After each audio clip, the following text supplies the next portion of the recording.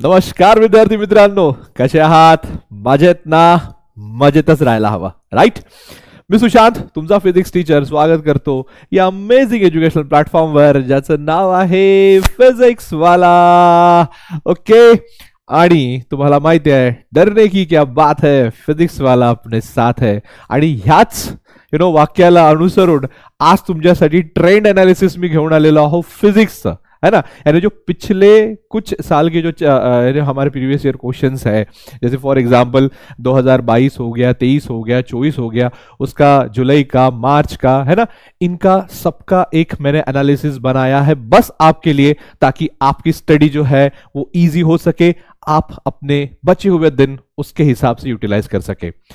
इतनी बात तो श्योर है बेटा कि अगर ये ट्रेंड का आप अच्छे से फायदा उठाओगे तो कम से कम समय में ज्यादा से ज्यादा मार्क्स कवर कर पाओगे. और इसके साथ मैं आपके लिए लेके आने वाला हूं गेस्ट पेपर और इंपॉर्टेंट टॉपिक्स भी. यानी इन नटशेल, जो बच्चों ने पढ़ाई अभी तक नहीं भी करी होगी और वो अगर अभी डिटरमाइन है कि सर हम 8 घंटे 10 घंटे पढ़ सकते हैं, बस आप बता दो क्या करना है और हम करेंगे, तो डेफिनेटली आपका रिजल्ट आएगा, राइट? तो मैं टॉप टू बॉटम, आज टॉप टू बॉटम पेपर कितने मार्क्स का है, प्रैक्टिकल्स कितने मार्क्स का होता है, हर चैप्टर पे कितना वेटेज है, ये सारी चीजें मैं आपको बताऊंगा और उसके बाद ट्रेंड का करेंगे एनालिसिस. ठीक है, चलो तो स्टार्ट करते हैं बेटा. सबसे पहले हम देखेंगे यहां पे कि फिजिक्स, ये जो हमारा पेपर है वो कितने मार्क्स का होता है. आप यहां पे देख सकते हो 70 मार्क्स का पेपर होता है, 3 घंटा हमारे पास ड्यूरेशन होता है, बराबर. रिटन पेपर की बात चल रही है, ये देखो, रिटन एग्जामिनेशन और थ्योरी एग्जामिनेशन, बराबर. और जो प्रैक्टिकल होते हैं बेटा वो भी 3 घंटे का होता है, जो आपका कॉलेज कंडक्ट कराता है, 30 मार्क्स, बराबर. तो टोटल हो गए आपके 100 मार्क्स और टोटल आवर्स, यानी इधर 3 और 3 पकड़ेंगे तो 6 ओवर. छोड़ो, इसको छोड़ दो. अब एक बात ध्यान में रखो, पासिंग के लिए आपको 70 में से कितना लेना पड़ेगा, 30 में से कितना लेना पड़ेगा. अभी भैया प्रैक्टिकल तो भैया कोई मतलब तो है नहीं, है ना. अरे क्या बोलेंगे हम, प्रैक्टिकल में तो बहुत कम लोग होते जो फेल होते हैं, जो एब्सेंट रहेंगे तो फेल होंगे डेफिनेटली, लेकिन प्रैक्टिकल में मिनिमम 25 से ऊपर आपको मिल ही जाते हैं, क्योंकि आपका प्रैक्टिकल बहुत अच्छा है, ये मुझे बहुत अच्छे से पता है. तो बेसिकली 70 में से 20 मार्क्स भी अगर आप आराम से ले सकते हो, 20 to 25 मार्क्स, तो पास हो जाओगे. लेकिन यहां पे बात पास की नहीं है. मुझे पता है सारे लोग बहुत आराम से पास हो जाएंगे, पास होने के लिए कोई दिक्कत ही नहीं है, कुछ करना ही नहीं है, जाके बैठ जाओ, पास हो जाओगे. बात है 70 में से 70 या फिर कम से कम 65 अबाव कैसे लिया जाए. ठीक है, तो चलो शुरू करते हैं. कैसा पैटर्न होता है हमारा बोर्ड का, देखो. क्वेश्चन उस सेक्शन ए होता है, सेक्शन ए में क्वेश्चन नंबर 1 में एमसीक्यू रहते हैं, उसमें 10 क्वेश्चन होते हैं बेटा, बराबर. कंपलसरी होती है 10 क्वेश्चन, हर एक क्वेश्चन 1 मार्क का, टोटल 10 मार्क्स.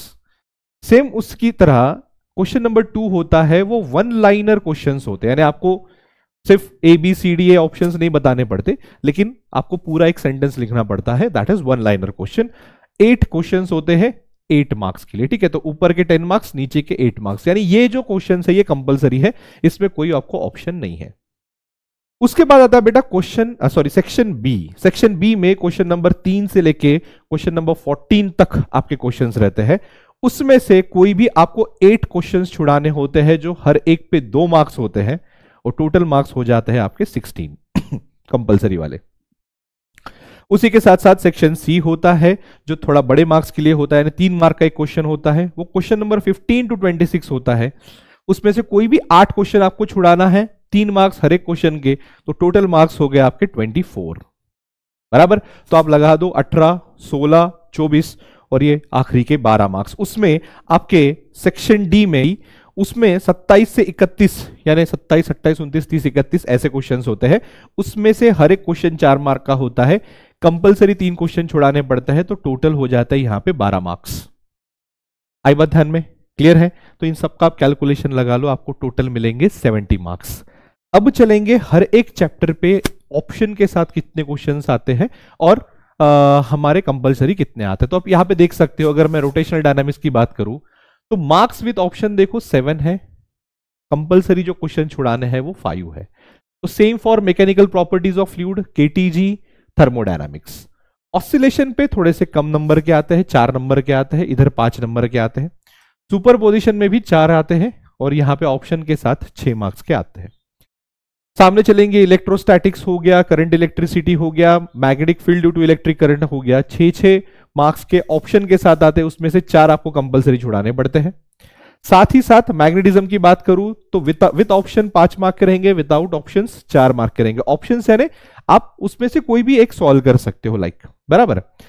इलेक्ट्रोमैग्नेटिक इंडक्शन में आप देख सकते हो 5 मार्क का कंपलसरी रहता है, 7 मार्क का ऑप्शनल्स के साथ रहता है। एसी सर्किट हो गया, उसमें 4 मार्क कंपलसरी, 6 मार्क ऑप्शन के साथ। Dual nature of radiation and matter 4 marks, इधर 5 मार्क, सेम उसी तरीके से यहां पे 4 4, यहां पे 6 और 5। तो ये कंपल्सन में हो जाता है 70 और ये होता है 98, यानी 98 मार्क्स के क्वेश्चंस आपके सामने रहेंगे, उसमें से आपको 70 छुड़ाना है, बराबर। यानी आप देख सकते हो पास होना तो कोई बड़ी बात है ही नहीं, ऐसे ही पास हो जाओगे भैया, सो के उठ के भी चले जाओगे तो भी पास हो जाओगे, ठीक है। अब देखेंगे बेटा हम एनालिसिस, बराबर है।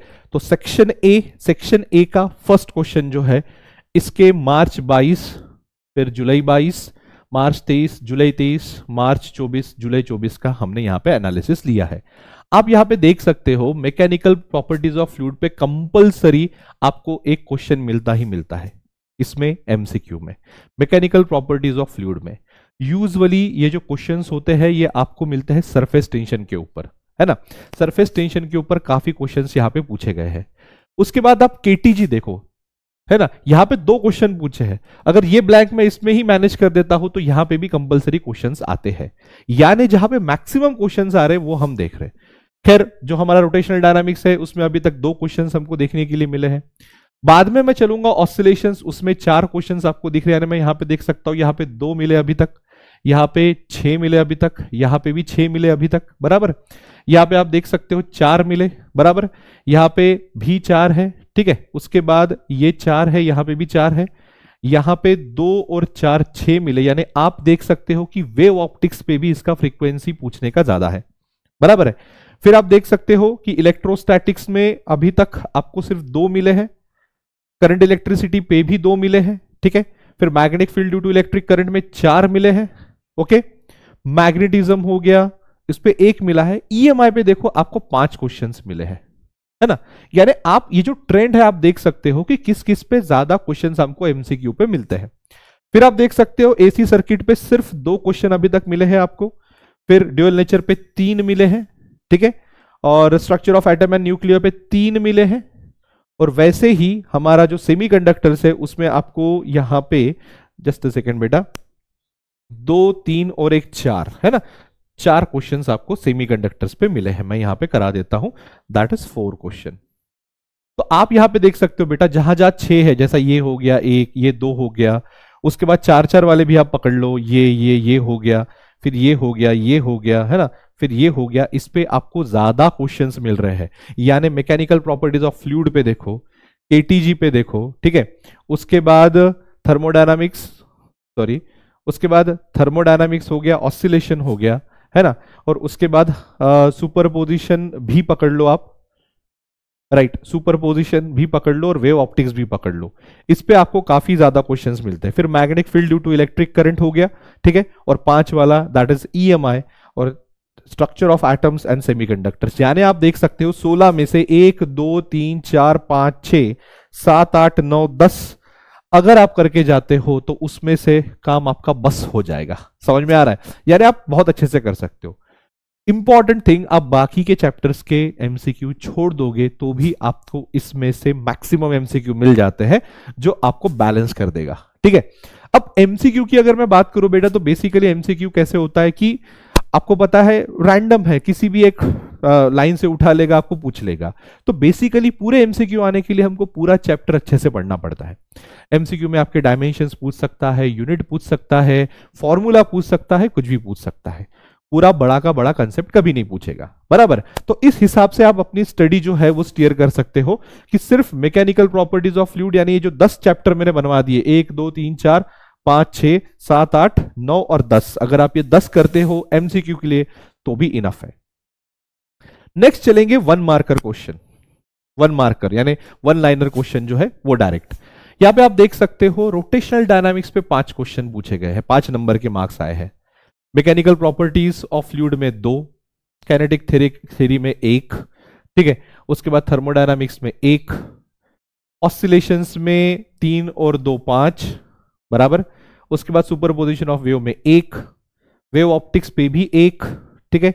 इलेक्ट्रोस्टैटिक्स पे देखो 1 2 3 4 5 6 7 क्वेश्चन पूछे गए हैं इलेक्ट्रोस्टैटिक्स पे, वन लाइनर पे, ठीक है। उसके बाद ये 4, ठीक है। Magnetic field due to electric current पे 2, यहां पे आ गया 1, यहां पे भी आ गया 1, और ये चल रहा है 1 2 3 4 मार्क्स एसी के लिए बन रहे हैं यहां पे, ठीक है। ये जो है ये 3 मार्क्स के लिए बन रहा है हमारा कौन सा, ड्यूअल नेचर। उसके बाद 5 मार्क के लिए बन रहा है structure of atom and nuclei, और 3 मार्क के लिए बन रहा है सेमीकंडक्टर्स। तो आप यहां पे देख सकते हो बेटा जो मैक्सिमम क्वेश्चंस है वो इलेक्ट्रोस्टैटिक्स से आते हैं वन लाइनर पे, बराबर है। उसके बाद हम ये देख सकते हैं कि ऑसिलेशंस हो गया, हमारा रोटेशनल डायनामिक्स हो गया, 5-5 मार्क्स के आ रहे हैं यहां से। उसके बाद उसके ही नीचे जो करंट इलेक्ट्रिसिटी है वो 4 के लिए है, एसी सर्किट्स भी 4 के लिए है, और ये जो structure of atom and nuclei है ये 5 के लिए है, बराबर। अब बेसिकली एमसीक्यू और वन लाइनर आंसर वाले जो क्वेश्चंस है आप ये पकड़ के चलो कि वो one and the same thing है। क्यों? क्योंकि वहां पे भी वन लाइनर आंसर ही होता है, यहां पे भी होता है, लेकिन एमसीक्यू में आपको न्यूमेरिकल्स पूछे जा सकते हैं, सिंपल वाले, ठीक है। यहां पे भी सिंपल वाले पूछे जा सकते हैं ना, 10 और 8 18 मार्क्स तो आपके पक्के हो सकते हैं अगर आप ये एनालिसिस को फॉलो करो इन द सेंस क्या, जहां से ज्यादा क्वेश्चंस आ रहे हैं उस चैप्टर को उस तरीके से पढ़ो कि हाँ यार यहां से एमसीक्यू ज्यादा आते हैं, यहां से वन लाइनर क्वेश्चंस ज्यादा आते हैं। अगर मैं बात करूं यहाँ पे रोटेशनल डायनामिक्स की, तो यहाँ पे मैक्सिमम क्वेश्चंस आपके फॉर्मूले पकड़ लो कि moment of inertia of the rod of the ring, इस पे ऊपर क्वेश्चंस आता है। एक सिंपल से क्वेश्चन कि अगर फ्रिक्शन ना हो तो क्या आ जाता है, फ्रिक्शन अगर ना हो तो क्या व्हीकल सेफ्टी वहां से पार हो सकता है, एंगल ऑफ बैंकिंग के ऊपर क्वेश्चंस पूछा जाता है, तो ये थोड़ा सा होता है। इलेक्ट्रोस्टैटिक्स में पोटेंशियल के ऊपर क्वेश्चन पूछा जाता है, पोटेंशियल एनर्जी के बारे में क्वेश्चन पूछा जाता है ना, ये सारी चीजें, तो इसको आप थोड़ा सा एक बार देख लेना। फिर चलेंगे सेक्शन बी, है ना। सेक्शन बी यहाँ पे 2 मार्क्स के क्वेश्चंस होते हैं, आपको 8 क्वेश्चंस छुड़ाने पड़ते हैं। आप यहाँ पे देख सकते हो रोटेशनल डायनामिक्स में 1 2 3 4 5, ये आधा मैंने यहाँ पे क्यों लिखा है, क्योंकि ये जो 2 मार्क्स के क्वेश्चंस है बेटा, ये 2 मार्क्स के क्वेश्चन में से 1 मार्क्स के लिए कुछ और दूसरे मार्क्स के लिए कुछ और, ऐसा होता है। अब बेसिकली ये क्या हो रहा है, जैसा ये क्वेश्चन है जिसमें देखो यहाँ पे हाफ और यहाँ पे हाफ, तो एक क्वेश्चन में रोटेशनल डायनामिक्स और ये दोनों मिला के क्वेश्चन पूछा गया है। जैसे फॉर एग्जांपल मैं आपको बताता हूं कि जब एक बार मैग्नेट ऑसिलेट हो रहा होता है ना, उसके डायमेंशंस दिए होते हैं, तो कितना उसका मैग्नेटिक डायपोल मोमेंट होता है ये आपको पूछा जाता है। तो उसका फॉर्मूला होता है time period T is equal to under root of I upon mu B. I क्या है, मोमेंट ऑफ इनर्शिया, तो मोमेंट ऑफ इनर्शिया आ गया रोटेशनल डायनामिक्स का, और बाकी टर्म्स जो है वो इसकी है, तो इसलिए मैंने वहां पे हाफ हाफ डाला, ठीक है। सो 1 1 3 4 5 एंड हाफ मैं यहां पे कर दूं 2 मार्क्स के लिए। उसके बाद ये भी 5 मार्क के लिए है, ठीक है। ये जो है वो 3 मार्क के लिए है केटीजी, ठीक है। थर्मोडायनामिक्स तो भैया देखो 1 2 3 4 5 6 7, यानी थर्मोडायनामिक्स ने यहाँ पे बाजी मार ली। ऑसिलेशन 2 मार्क के लिए चल रहा है। सुपरपोजिशन 5 मार्क्स हो गए हैं टोटल, है ना। यहाँ पे 1 3 4 5 6, यहाँ पे 6 हो गया, पकड़ लो। यहाँ पे जो 1 1 2 3 4 5, ये यहाँ पे 5 हो गया, पकड़ लो, ठीक है। उसके बाद ये हो गया 4 1 2 3 4, यहाँ पे भी ये 4, बराबर। यहाँ पे 1 2 3 4 5 5.5, है ना। मैग्नेटिज्म पे अच्छे खासे क्वेश्चन आते हैं 2 मार्क्स के लिए, तो 2 3 4 5 6, है ना, ईएमआई पे, राइट। उसके बाद 1 2 3 4 5 एसी पे, बराबर। उसके बाद 1 इसके ऊपर, फिर 1 2 3 4 5 उसके ऊपर, किसके ऊपर, structure of atoms and nuclear के ऊपर, है ना। और सेमीकंडक्टर्स पे यहां पे सिर्फ 1 मार्क का मुझे क्वेश्चन दिख रहा है, यानी सेमीकंडक्टर्स पे अभी तक 2 मार्कर के लिए एक ही क्वेश्चन पूछा गया है। तो बेसिकली आप यहां पे देख सकते हो कि जो चैप्टर्स हमारे रोटेशनल डायनामिक्स है, फिर मैकेनिकल प्रॉपर्टीज ऑफ फ्लूइड है, उसके बाद थर्मोडायनामिक्स है, thermodynamics is the boss of this section, ठीक है। उसके बाद सुपरपोजिशन ऑफ वेव्स है ना। फिर हमारा वेव ऑप्टिक्स है, इलेक्ट्रोस्टैटिक्स है ना। उसके बाद करंट इलेक्ट्रिसिटी है, magnetic field due to electric current है, ठीक है। उसके बाद हमारा मैग्नेटिज्म है एंड इलेक्ट्रोमैग्नेटिक इंडक्शन है, ठीक है। साथ ही साथ हमारा एसी सर्किट भी है और structure of atoms and nuclei है। तो इनके ऊपर आपके 2 मार्कर्स के क्वेश्चन अच्छे खासे बन के आते हैं। समझ में आ रहा है? तो कितने हो गए चैप्टर्स यहाँ पे? 1 2 3 4 5 6 7 8 9 10 11 12। कुछ चैप्टर जो है आप लिटरली छोड़ सकते हो इन पर्टिकुलर के लिए, जैसे for example dual nature of radiation and matter पे 2 मार्क्स के क्वेश्चंस आपको नहीं पूछे जाते, बराबर। सामने चलेंगे सेक्शन सी, जो कि होता है 3 मार्क्स के लिए। 8 क्वेश्चंस आपको यहां पे छुड़ाने पड़ते हैं। यहां पे आप देखोगे बेटा, जो बड़े बड़े क्वेश्चंस है ना, जैसे 3 मार्कर और 4 मार्क्स के लिए, वो पर्टिकुलर चैप्टर से ही बनते हैं। और ट्रेंड एनालिसिस कहीं सबसे ज्यादा आपको फायदेमंद साबित होगा तो वो यही होगा। कुठे होणार? तुमचं सेक्शन सी आणि सेक्शन डी मध्ये। बघा आता तुम्हाला कळेल। रोटेशनल डायनामिक्सची फ्रिक्वेन्सी जास्त नाही आहे, फक्त 2 आहे। मेकॅनिकल प्रॉपर्टीज ऑफ फ्लुइडची फ्रिक्वेन्सी हे बघा, हा इकडचं तुम्ही पॅटर्न बघा आणि हे इकडचे पॅटर्न्स बघा, त्याच्यामध्ये तुम्हाला कळेल है ना। हे झालंय तुमचं किती? 1 2 3 4। त्यानंतर इथे 5 मार्क्सचे क्वेश्चन्स आलेले आहेत। थर्मोडायनामिक्स मध्ये फक्त 2, ठीक आहे। त्यानंतर इथे फक्त 3 कशामध्ये? ऑसिलेशन मध्ये। सुपर पोझिशन ऑफ वेव्ह मध्ये बघा बेटा, कंटिन्युअस प्रश्न विचारतात, 1 2 3 4 5 6 है ना। त्यानंतर वेव्ह ऑप्टिक्स 4। त्यानंतर इलेक्ट्रोस्टॅटिक्स मध्ये सुद्धा कंटिन्यू प्रश्न आहे बघा, 1 2 3 4 आणि 5, फक्त 1 गॅप झालेली आहे। त्यानंतर करंट इलेक्ट्रिकसाठी 4, ठीक आहे, अधामधात चाललेला आहे। Magnetic field due to electric current मध्ये बघा कंटिन्युअस चाललेला आहे 6, है ना। म्हणजे जर मी इथे काही कुठल्या 2 गोष्टी जर तुम्हाला इथे करून दाखवणार, तर हा एक पकडा तुम्ही, ठीक आहे, आणि दूसरा पकडा हा, है ना। म्हणजे याच्यामध्ये तुम्ही बघू शकता की तुम्हाला कंटिन्युअस काय मिळतात? क्वेश्चन्स मिळत आहेत, बरोबर। मग याच्यामध्ये बघा 1 2 3 4 5, बरोबर। याच्यामध्ये फक्त 3, ठीक आहे। याच्यामध्ये तर खूप हदत झाली आहे बघा, 1 2 3 4 5 6 7 8, म्हणजे प्रत्येक वर्षी 2 किंवा 1 प्रश्न ह्या टॉपिकवर आलाच समजा, कशावर? एसी सर्किटवर। म्हणून तुम्हाला म्हटलं मी, ट्रेंड एनालिसिस मध्ये सेक्शन सी आणि सेक्शन डी हे खूप तुम्हाला फायदेमंद होणार आहे, बरोबर आहे। मग हे याच्यामध्ये झाले 4 प्रश्न, याच्यामध्ये झाले 5 प्रश्न, ओके। आणि सेमीकंडक्टर्स मध्ये सुद्धा तेच आहे, 1 2 3 4 5 आणि 6 प्रश्न, है ना। तर मी इथे सेमीकंडक्टरला सुद्धा टिक करतोय, कारण त्याच्यामध्ये सुद्धा कंटिन्युअस प्रश्न विचारतायत। मग याच्यावरून आपल्याला काय समजते कि जे मोठे प्रश्न है जो बड़े क्वेश्चंस है, उसमें सबसे पहले हम सुपरपोजिशन ऑफ वेव्स पकड़ेंगे, ठीक है। उसके बाद magnetic field due to electric current पकड़ेंगे, उसके बाद ईएमआई पकड़ेंगे, और उसके बाद क्या पकड़ेंगे? सेमीकंडक्टर्स। अगर मैं लास्ट ईयर की बात करूं बेटा, तो आप यहां पे देख सकते हो, यहां से एक क्वेश्चन, यहां से एक क्वेश्चन, यहां से एक क्वेश्चन, यहां से एक क्वेश्चन, यानी 4 चैप्टर के 4 क्वेश्चन तो आपको मिल ही गए। समझ में आ रहा है ना? 8 क्वेश्चन छुड़ाने, 8 में से 4 यहीं पे मिल रहे 4 चैप्टर के, तो काहे को बाकी के चैप्टर्स के बड़े बड़े थ्योरम्स लर्न करना? नहीं समझ में आ रहा मैं क्या बोल रहा हूं? मान लो सबसे पहले आपने ये चैप्टर कर लिए, तो आप समझ लो आपके 4 क्वेश्चंस तो पक्के हो गए, है ना। इसके अलावा जो भी कोई चैप्टर्स होंगे छोटे मोटे, जो ज्यादा क्या बोलेंगे, ज्यादा वेटेज होते हैं, जैसे ये तो 4 हो ही गए। अभी इसके अलावा अगर मैं चलूं तो ये देखो, काइनेटिक केटीजी। अब केटीजी में एक तो करके ही जाओ, कौन सा?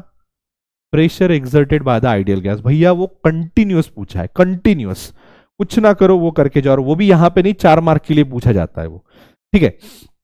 बाकी केटीजी में 3 मार्क के लिए मेयर्स रिलेशन के ऊपर सबसे ज्यादा क्वेश्चंस आए हैं, मेयर्स रिलेशन, ठीक है। तो मैं यहां पे केटीजी भी टिक मार्क करवा के दे दिया हूं, साथ ही साथ इलेक्ट्रोस्टैटिक्स भी यहां पे टिक मार्क करवाता हूं। देखो 5 यहां पे भी आप क्या बोलते हैं, रेगुलर आपके क्वेश्चंस मिल रहे हैं, तो काम ही खत्म हो गया ना भैया। आप देखो यहां पे अगर ये आप कर लेते हो, केटीजी 1, ये 2 हो गया, ठीक है। उसके बाद इलेक्ट्रोस्टैटिक्स मैंने करवा दिया 3, फिर ये 4, ठीक है। और एक यहाँ पे ये भी देखो, यहाँ पे रेगुलर आ रहा है, दैट इज मैग्नेटिज्म, है ना। तो आप 1 2 3 4 5 6 7 चैप्टर में पूरा ले दे के खत्म कर सकते हो, पूरे चैप्टर्स करने की जरूरत नहीं है, ठीक है। तो ये भी हो गया, ये भी हो गया, और नीचे चल रहा है तुम्हारा structure of atoms and nuclei. Structure of atoms and nuclei पे मैक्सिमम क्वेश्चंस आते हैं आपके बोहर्स पोस्टुलेट पे। तीनों बोहर्स के पोस्टुलेट अच्छे से करके जाना है, और जो फॉर्मूला होता है जब electron jump from higher orbit to lower orbit, तो कितना वेवलेंथ का फोटोन एमिट होगा उसके ऊपर, that is 1 by lambda is equals to r1/n² - 1/m², वो वाला आप फॉर्मूले के न्यूमेरिकल्स करके जाओ। अब आएगा सबसे important section, that is section D, जिसमें 4 मार्क के डायरेक्ट क्वेश्चंस आपको मिलेंगे। तो अब यहां पे देखो बेटा, अगर मैं ट्रेंड की बात करूं तो रोटेशनल डायनामिक्स में अभी तक 3 क्वेश्चंस आपको मिले हैं, मैकेनिकल प्रॉपर्टीज ऑफ फ्लूइड में भी 3 मिले हैं, केटीजी में 4 मिला है। मैंने बताया केटीजी में pressure exerted by the gas करके जाना, कुछ ना करो। यहां पे आया है तुम्हारा 3.5, ठीक है। यहां पे आया है तुम्हारा 2.5, यहां पे तो क्वेश्चन ही नहीं पूछा है अभी तक। वेव ऑप्टिक्स में आया है 3, ठीक है। इलेक्ट्रोस्टैटिक्स में 1, ये 0 में करा दूं यहां पे। फिर चले करंट इलेक्ट्रिसिटी में 1.5, ठीक है। Magnetic field due to electric current में 1/2, मैग्नेटिज्म में 0, ठीक है। फिर ये आए यहां पे 4, कौन सा, EMI, AC पे 0, ठीक है। उसके बाद ड्यूअल नेचर पे 2, structure of atom and nuclear पे 0 और सेमीकंडक्टर पे 1। तो कितने चैप्टर्स आप छोड़ सकते हो? देखो मैं यहां पे आपको बता दूं कि जो क्वेश्चंस आपको आ रहे हैं वो आ रहे हैं rotational dynamics, mechanical properties of fluid, KTG, thermodynamics, ये 2.5 मार्क का छोड़ देता हूं मैं यहां पे। वेव ऑप्टिक्स पे 3 बार क्वेश्चन पूछा गया है और EMI पे क्वेश्चन पूछा गया है ना। तो इतने चैप्टर्स 1 2 3 4 5 और 6 चैप्टर में 4-4 मार्क्स के आपको ऑलमोस्ट सभी मिल जाएंगे, है ना। यानी कितने करने हैं वहां पे, 3 छुड़ाने। तो आप देख सकते हो 1 2 3 खत्म, ये चौथा भी है यहां पे, समझ में आ रहा है। यानी आप अगर सेक्शन डी की बात करूं तो आप ये करके जाना है 1 2 3 4 5। अब आप बोलोगे सर सेक्शन डी और सेक्शन सी में तो सिर्फ किसका फर्क है, 1 मार्क का फर्क है, तो कैसे करेंगे? देखो हम कैसे करेंगे। आप यहां पे देखो जो कॉमन चैप्टर्स है, जैसे EMI है क्या, यहां पे देखो EMI है, तो EMI बन गया हमारा स्टार प्लेयर, है ना। आप यहां पे देख सकते हो EMI पे 3 और 4 मार्क्स के लिए बहुत अच्छे क्वेश्चंस है ना, ज्यादा क्वेश्चंस पूछ रहे हैं। उसके बाद चलेंगे वेव ऑप्टिक्स। वेव ऑप्टिक्स में यहां पे देखो 4 क्वेश्चंस है लेकिन उधर ज्यादा है, तो आप वेव ऑप्टिक्स भी करके जाओ, है ना। जो स्टार कर रहा हो वो सबसे पहले करना। उसके बाद ये कहा गया थर्मोडायनामिक्स, ऊपर के पूरे 4 है, ठीक है। अब देखो यहां पे KTG यानी KTG भी चला मेरा स्टार प्लेयर, बराबर 3 हो गए। थर्मोडायनामिक्स पे यहां पे 2 ही है, लेकिन मैकेनिकल प्रॉपर्टीज ऑफ फ्लूइड पे 4 है, तो ये भी आप करके जाओ पहले, समझ में आ रहा है। ऊपर के 2 यानी 1 2 3 4 कौन सा, mechanical properties of fluid, KTG, wave optics और EMI। इन 4 चैप्टर्स पे आपको बहुत ही जबरदस्त वाले क्या मिलने वाले हैं, क्वेश्चंस मिलने वाले हैं, जो आप बिल्कुल भी छोड़ेंगे नहीं, है ना। मैकेनिकल प्रॉपर्टीज ऑफ फ्लूइड्स है ना, वो भी कराया हूं मैं। इलेक्ट्रोस्टैटिक्स भी यहां पे नहीं है, इलेक्ट्रोस्टैटिक्स में 1 ही मार्क का दिया है, बराबर है। मैकेनिकल प्रॉपर्टीज ऑफ फ्लूइड्स भी करके जाना है। यहां पे थर्मोडायनामिक्स पे 2 ही क्वेश्चंस है ना, ठीक है। सेक्शन डी पे ज्यादा क्वेश्चंस पूछते हैं, तो एक थर्मोडायनामिक्स भी करके चले जाओ तुम, ठीक है। यानी सेक्शन सी और सेक्शन डी में आपका काम एकदम तगड़ा हो जाएगा। इतने चैप्टर करो, कितने, 1 2 3 4 5, 1 2 3 4 5, बस ये हुआ हमारा एनालिसिस। यानी अगर आप ये 5 चैप्टर सिर्फ करके जाते हो, कौन सा, EMI, wave optics, thermodynamics, KTG, mechanical properties of fluid, तो आप समझ लो आपके जो सेक्शन सी है 24 मार्क का और सेक्शन डी जो है वो 12 मार्क्स का। ये देखो यहां पे हमने शुरुआत में देखा था, सेक्शन सी है 24 मार्क का और यह है 12 मार्क का, टोटल 36 मार्क्स। 36 मार्क्स में से आपके 25 मार्क्स कहीं नहीं गए, 20 से 25 मार्क्स तो आपको मिलने ही मिलने हैं। तो सबसे पहले ये चैप्टर्स करो और फिर बाद में इसी को एनालाइज करके आप बचे हुए चैप्टर्स कर सकते हो। And I hope that is all good for you, है ना। थोड़ा सा 10-15 मिनट उसको दो, आराम से देखो। देखो MCQ वेल लाइनर तो मैनेज हो जाता है, कोई बड़ी बात नहीं है, हो जाता है मैनेज, है ना, बराबर है, समझ रहे हो, है ना, समझ रहे हो हो जाता है मैनेज। अब बात आती है बेटा हमारा सेक्शन बी का, 2-2 मार्क्स वाला। तो ठीक है, सेक्शन बी में जो इंपॉर्टेंट चैप्टर्स है उसको थोड़ा सा आप देख लो, क्योंकि 2-2 मार्क्स का है तो हम उस पर इतना ज्यादा ये नहीं कर रहे हैं ना, 2-2 मार्क्स का है। तो यहां पे भी आप देख सकते हो, देखो वेव ऑप्टिक्स यहां पे भी है ना, वेव ऑप्टिक्स यहां पे है, मैकेनिकल प्रॉपर्टीज ऑफ फ्लूइड्स यहां पे है ना। उसके बाद थर्मोडायनामिक्स भी मैंने टिक मार्क करवा के दिया था, है ना, और मैंने EMI भी टिक मार्क करवा के दिया था। देखो तो उसी चैप्टर में आपके बाकी के भी चैप्टर खत्म हो रहे हैं, है ना। और एक कौन सा बचा है, केटीजी। केटीजी में 3 है, ठीक है, तो मैं यहां पे भी उसको स्टार कर देता हूं। भैया 3 तो है, यानी एक ही चैप्टर में लपेट के आप पूरे ही सेक्शंस कवर कर रहे हो। बाकी तो है ही है, लेकिन बता रहा हूं मैं एक। तो सबसे पहले अगर मुझे करना है ना, moral of the story, mechanical properties of fluid, KTG, thermodynamics, wave optics और ईएमआई, ये चैप्टर पहले करो, बाकी के चैप्टर्स बाद में करो, है ना। मैं यहां पे लिख के देता हूं नोट, मोस्ट इंपॉर्टेंट चैप्टर्स, है ना। सबसे पहले क्या करो, mechanical properties of fluid MPF. Number 2 KTG है ना, KTG kinetic theory of gases and radiation, ये हो गया दूसरा।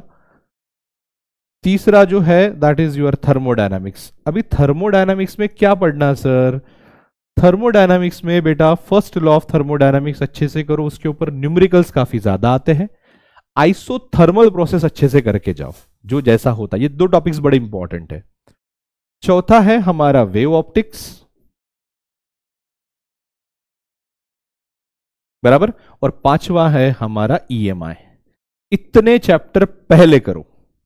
ये जो आपने चैप्टर कर लिए, तो आप समझ लो ऑलमोस्ट 70 में से 40 के आसपास तो चले गए, 40-50 के आसपास चले गए, आराम से चले गए, कोई दिक्कत नहीं है, आराम से चले गए। ये आप 5 चैप्टर अच्छे से कर लो, समझ में आ गया। यानी अगर मैं ऑप्शन के साथ भी पकड़ता हूं तो ऑलमोस्ट 7 5 35, यानी 30 से 40 के बीच में आपके मार्क्स यहां पे कवर हो गए। यानी आधा पेपर सिर्फ 5 चैप्टर में कवर हो रहा है, बाकी के और 11 चैप्टर्स तो अलग ही रह गए, है ना। So this is called as what, smart study, बराबर।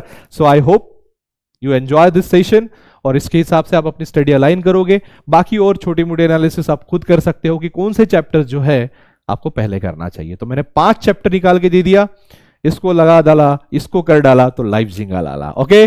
और डरने की बात नहीं है, फिजिक्स वाला हमेशा आपके साथ है। That's all from my side. Thank you so much. Take care and bye-bye.